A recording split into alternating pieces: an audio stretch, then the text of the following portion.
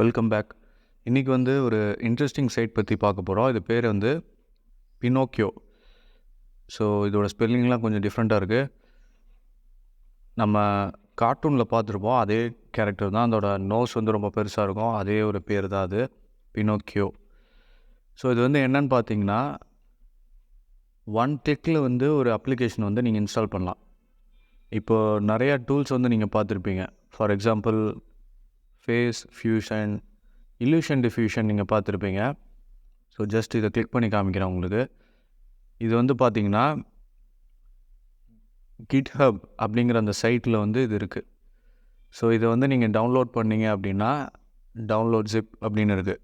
இதை நீங்கள் டவுன்லோட் பண்ணி இதில் வந்து நிறையா நீங்கள் செய்ய வேண்டியது இருக்குது. நிறையா கோடிங்லாம் நீங்கள் பண்ணணும்.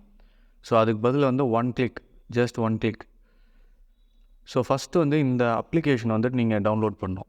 அதுக்கு வந்து என்னன்னு கேட்டிங்கன்னா, pinokio.computer அந்த வெப்சைட் போய் டவுன்லோட் அப்படின்னு கொடுத்தீங்கன்னா டவுன்லோட் பினோக்கியோ அப்படின்னு வந்துடும்.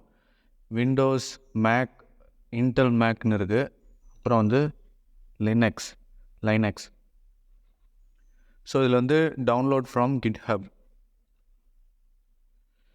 ஸோ எவ்ரி டைம் வந்து ஒரு லேட்டஸ்ட் அப்ளிகேஷன் இருக்கும். இப்போ வந்து 0.1.48 அதான் லேட்டஸ்ட். ஸோ இதை வந்து நீங்கள் டவுன்லோட் பண்ணணும். உங்களுக்கு எது சூட்டபுளாக இருக்குமோ அதை வந்து நீங்கள் டவுன்லோட் பண்ணணும். இப்போ சப்போஸ் வந்து விண்டோஸ்னால் நீங்கள் விண்டோஸ் வந்து நீங்கள் டவுன்லோட் பண்ணணும்.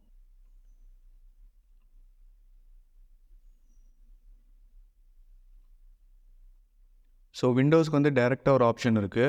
என்னென்னு கேட்டிங்கன்னா, விண்டோஸ்னு கிளிக் பண்ணிங்கன்னா click to download Pinocchio for Windows. அதுக்கப்புறம் வந்து அன்சிப் பண்ணி அதுக்கப்புறம் இன்ஸ்டால் அப்படின்னு கொடுத்திங்கன்னா வந்துடும்.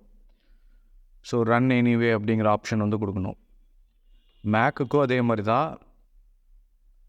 உங்களுக்கு ஒரு டவுன்லோட் ஃபைல் கிடைக்கும். அதுக்கப்புறமா நீங்கள் அதை ஓப்பன் பண்ணிங்க அப்படின்னா run-patch.command அப்படின்னு கொடுத்துருக்காங்க.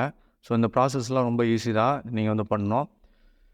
ஸோ இதில் வந்து நீங்கள் டவுன்லோட் பண்ணதுக்கப்புறமா அந்த ஃபைல் வந்து இங்கே வந்துடும். நீங்கள் அதை ஓப்பன் பண்ணிங்க அப்படின்னா உங்களுடைய அட்மினிஸ்ட்ரேஷன் பாஸ்வேர்டு வந்து கேட்கும். ஸோ அதுக்கப்புறம் அந்த இன்ஸ்டலேஷன் ப்ராசஸில் நீங்கள் கம்ப்ளீட் பண்ணுங்கள். அதில் ஏதாவது எரர் வந்துச்சுன்னா அந்த எரரே வந்து கொடுத்துருப்பாங்க. இது வந்து நீங்கள் கமாண்ட் ப்ராம்ப்டில் டைப் பண்ணுங்கள் அப்படின்னு கொடுத்துருப்பாங்க. ஸோ இந்த இடத்துல ப்ராம்ப்டில் வந்து நீங்கள் டைப் பண்ணுற மாதிரி வரும். அது ஜஸ்ட் காப்பி பேஸ்ட் பண்ணி நீங்கள் இங்கே கொடுத்தீங்க அப்படின்னா அதுவே வந்து மீதி ப்ராசஸ் வந்து கம்ப்ளீட் பண்ணும்.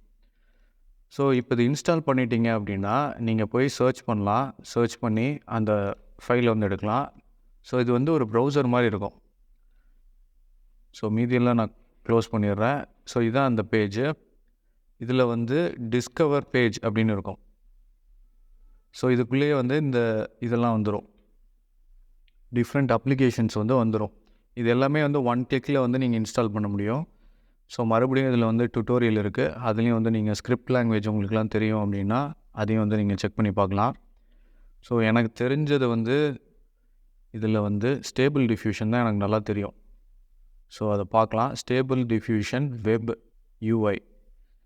ஸோ சப்போஸ் உங்களுக்கு ஏதாவது ஒரு அப்ளிகேஷனுடைய GitHub இல்லை ஹக்கிங் ஃபேஸோடைய அந்த லிங்க் இருக்குது அப்படின்னா அதை போட்டு இங்கே டவுன்லோட் பண்ணலாம்.